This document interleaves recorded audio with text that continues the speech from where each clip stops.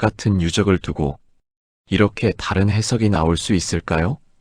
요하 문명은 왜 이토록 논쟁적인 것일까요?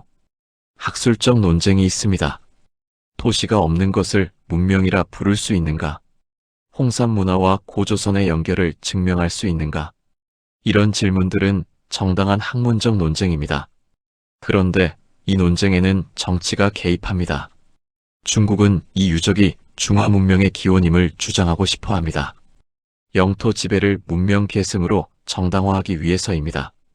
한국 일부에서는 이 유적이 한국 문명의 기원임을 주장하고 싶어 합니다. 식민지 역사의 상처를 보상받으려는 심리가 작용합니다. 러시아와 몽골은 북방 문명의 주체성을 강조하고 싶어 합니다. 각자의 욕망이 같은 유적을 다르게 보게 만듭니다. 고고학적 진실은 그 욕망들 사이에서 점점 희미해질 위험이 있습니다. 요하 문명이 논쟁적인 것은 증거가 부족해서이기도 하지만 동시에 너무 많은 욕망이 이 유적을 원하기 때문이기도 합니다. 고고학적 진실은 언제 정치적 욕망보다 강해질 수 있을까요? 중국이 왜 홍산 문명에 집착하는지를 더 깊이 분석합니다. 우연일까요? 중국 국립박물관에서 홍산 문화는 매우 큰 공간을 차지합니다. 중화 문명의 새벽이라고 설명합니다. 왜일까요? 중국의 홍산 집착은 단순한 학술적 관심이 아닙니다. 핵심 논리는 이렇습니다. 홍산 문화는 중화 문명의 직접 조상이다. 따라서 홍산 유적이 있는 땅은 예로부터 중국 땅이다. 따라서 이 지역의 모든 역사는 중국사다. 이 논리는 만주, 내몽골, 티베트, 신장에도 적용됩니다. 현재 중국이 관할하는 모든 지역의 역사를 중국사로 편입하는 전략, 역사가 영토 주장의 근거가 됩니다. 그러나 중국 학자들 내부에서도 이에 대한 비판적 시각이 있습니다. 학문적 양심을 가진 연구자들은 정치적 목적의 역사 서술에 거리를 둡니다. 중국의 역사 전략을 비판하는 것은 중국이라는 나라 전체를 적으로 보는 것이 아닙니다. 이것은 어떤 국가도 해서는 안 되는 역사의 정치화에 대한 비판입니다. 역사는 무기가 됩니다. 이것이 가장 위험한 것입니다. 우리는 무엇을 놓치고 있는 것일까요? 한국 주류 역사학계는 요하 문명과 한국 고대사의 연결에 대해 왜 이토록 조용할까요? 중국이 그토록 적극적인 것과 대비됩니다. 한국 역사학의 현재 구조는 복잡한 역사적 맥락을 가집니다. 일제강점기 이후 식민지 역사관을 극복하는 것이 한국 역사학의 핵심 과제였습니다. 이 과정에서 실증주의가 강조되었습니다. 증거 없이는 주장하지 않는다. 이것은 옳습니다. 그리고 동시에 제약이 됩니다. 요하 문명 연결을 주장하려면 매우 강력한 증거가 필요합니다. 그 증거가 아직 충분하지 않기 때문에 학계는 신중합니다. 그러나 또 다른 압력도 있습니다. 환단고기 같은 유사역사학과 구별되어야 한다는 압박. 요하 문명 연결을 강조하면 유사역사학으로 오해받을 위험이 있습니다. 이 두 가지 압력 사이에서 한국 학계는 침묵을 선택하는 경우가 많습니다. 침묵이 지식의 부재인지 아니면 전략적 선택인지는 내부에서도 논쟁 중입니다. 침묵은 때로 가장 정직한 대답입니다. 모르는 것은 모른다고 하는 것. 그러나 그 침묵이 중국의 목소리를 더 크게 만들 때 우리는 어떻게 해야 할까요? 아직 발견되지 않은 연결은 무엇일까요? 요하 문명 논쟁을 한국과 중국만 관심을 가진다고 생각하면 오산입니다. 러시아와 몽골도 각자의 시각으로 이 유적을 바라봅니다. 러시아 학계, 특히 극동 고고학자들은 요하 유역 문화를 시베리아 문화권의 연장으로 봅니다. 이 시각에서 홍산 문화는 중국 문명의 조상도 한국 문명의 조상도 아닙니다. 유라시아 북방 초원 문명의 동쪽 편형입니다. 몽골 학자들은 또 다른 시각을 제시합니다. 유목 문명의 주체성. 홍산 문화의 일부가 이후 유목 집단의 문화적 기반이 되었을 가능성. 이 시각은 농경 문명 중심의 해석을 뒤집습니다. 문명은 반드시 정착에서 시작되는가? 유목과 반유목의 복잡한 사회도 문명이 아닌가? 이렇게 다른 시각들을 나란히 놓으면 흥미로운 것이 보입니다. 어느 시각도 완전하지 않습니다. 그러나 각각의 시각이 일부 진실을 담고 있습니다. 요하 문명을 이해하려면 어느 한 나라의 시선이 아니라 여러 나라의 시선을 동시에 가져야 합니다. 고대사는 하나의 나라에 속하지 않습니다. 그것은 그 시대를 살았던 모든 사람들에게 속합니다.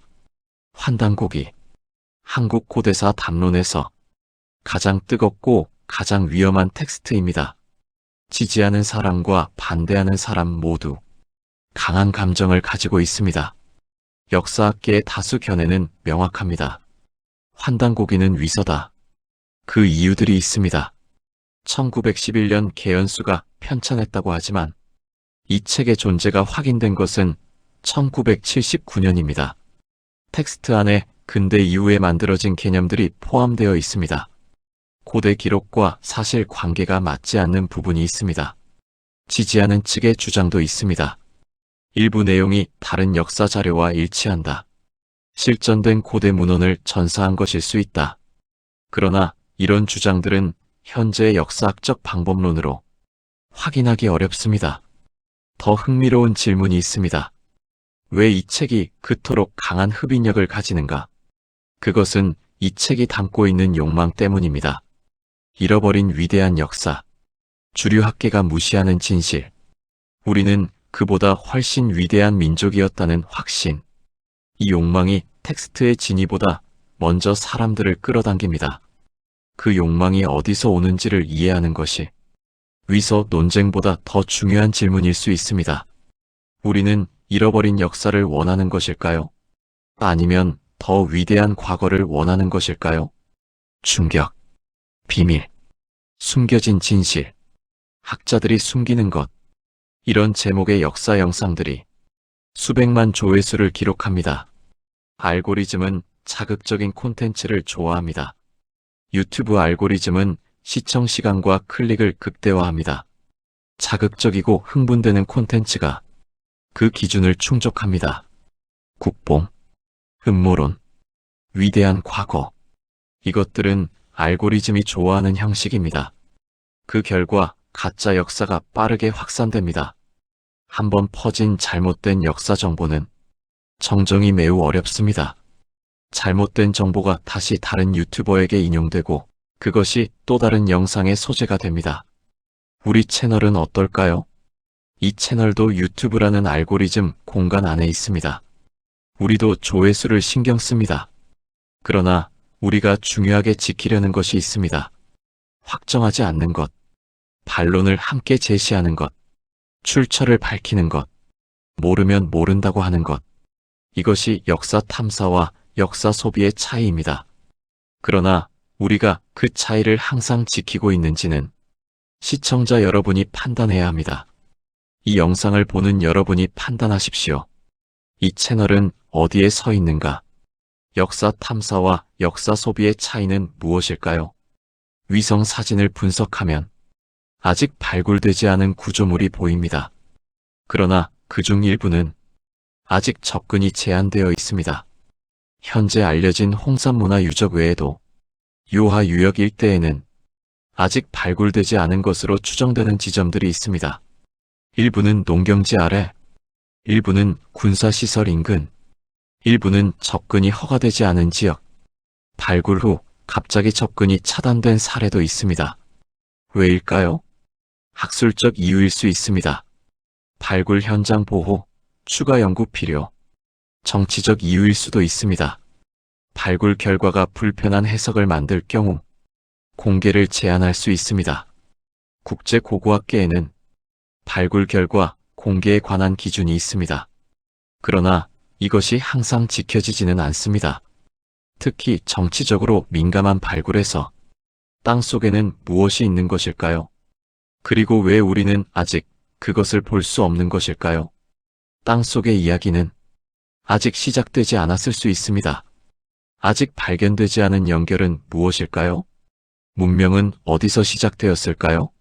한 곳에서 시작되어 전 세계로 퍼진 것이 아닙니다. 여러 곳에서 거의 동시에 시작되었습니다. 고든 차일드 이후 한동안 문명은 특정 지역에서 시작되어 확산된다는 모델이 지배적이었습니다. 그러나 20세기 후반부터 다중문명 발생론이 힘을 얻습니다. 비슷한 환경 조건과 인구 규모가 되면 여러 지역에서 독립적으로 복잡 사회가 형성될 수 있다는 것. 이 시각에서 요아 문명은 세계 최초의 문명이 아닙니다. 그리고 그럴 필요도 없습니다. 요아 문명은 동북아시아에서 독립적으로 발생한 복잡 사회입니다. 그 자체로 중요하고 그 자체로 연구할 가치가 있습니다. 물론 이 문명들은 완전히 고립되어 있지 않았습니다. 교류가 있었습니다. 이동이 있었습니다. 그러나 그 교류는 하나의 중심에서 다른 곳으로의 일방향이 아닙니다. 여러 방향으로 복잡하게 얽혀 있었습니다. 요아를 이해하는 것은 문명이란 무엇인가를 다시 생각하는 작업입니다. 문명은 하나의 씨앗에서 자란 나무가 아닙니다. 각자의 땅에서 자란 여러 숲이 서로 뒤섞이며 만들어낸 것입니다. 우연일까요? 당신은 어디서 왔습니까? 이 질문에 우리는 왜 그토록 집착하는 것일까요? 심리학자들은 이렇게 설명합니다. 기원에 대한 질문은 정체성의 문제입니다.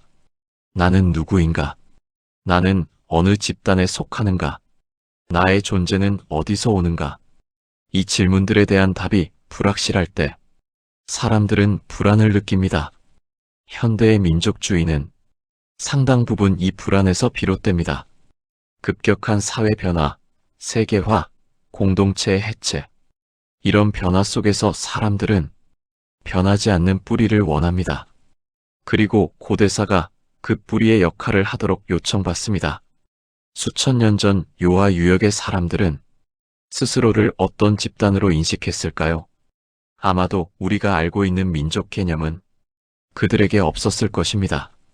그들은 자신의 마을, 자신의 강, 자신의 신을 알았을 것입니다. 우리는 그들에게 조상이라는 이름을 붙이고 싶어 합니다. 그것이 우리의 욕망입니다. 그러나 그것이 그들의 진실은 아닐 수 있습니다. 우리가 기원을 찾는 것은 결국 지금의 우리를 이해하고 싶기 때문입니다. 그것은 아름다운 욕망입니다. 다만 그 욕망이 역사를 왜곡하지 않도록 우리는 항상 경계해야 합니다. 이 시리즈가 탐사한 것들을 정리합니다. 요아 문명은 BC 6000년 이전부터 시작된 복잡 사회입니다. 홍산 문화는 BC 3500년경 정점에 달했습니다. 옥문화, 천재의례, 적석총 전통이 후대에 이어집니다. 유전학은 북방과 남방의 복잡한 혼합을 보여줍니다. 언어학은 한국어의 기원이 아직 불명확함을 말합니다. 그러나 아직 답이 없는 질문들이 있습니다. 홍산 문화와 고조선 사이의 직접 연결은 증명되었는가? 아직 아닙니다. 한국어는 어디서 왔는가? 아직 모릅니다. 요아 문명을 제5의 문명이라 부를 수 있는가? 논쟁 중입니다. 그러나 이것이 실패가 아닙니다. 모르는 것을 모른다고 인정하는 것이 역사 탐사의 가장 정직한 태도입니다. 그리고 발굴은 계속됩니다. 연구는 계속됩니다. 이 질문들에 대한 답이 조금씩 밝혀질 것입니다. 중요한 것은 그 답이 밝혀질 때 우리가 욕망이 아니라 진실에 기반하여 그것을 받아들일 준비가 되어 있는 것입니다. 요아 문명은 한국의 것도 중국의 것도 몽골의 것도 아닙니다. 그것은 그 시대를 살았던 사람들의 것입니다. 그리고 그들의 이야기를 이해하려는 모든 사람들의 것입니다. 이 시리즈는 결론을 내리지 않습니다. 우리가 알고 있던 고대사의 경계는 생각보다 훨씬 유동적이었습니다. 그리고 그 유동성 속에서 인간은 계속해서 자신의 이야기를 만들어갑니다. 긴 여정을 함께 해주신 여러분께 감사드립니다. 그리고 마지막 질문 하나를 남깁니다. 우리는 과연 무엇을 놓치고 있는 것일까요? 우연일까요?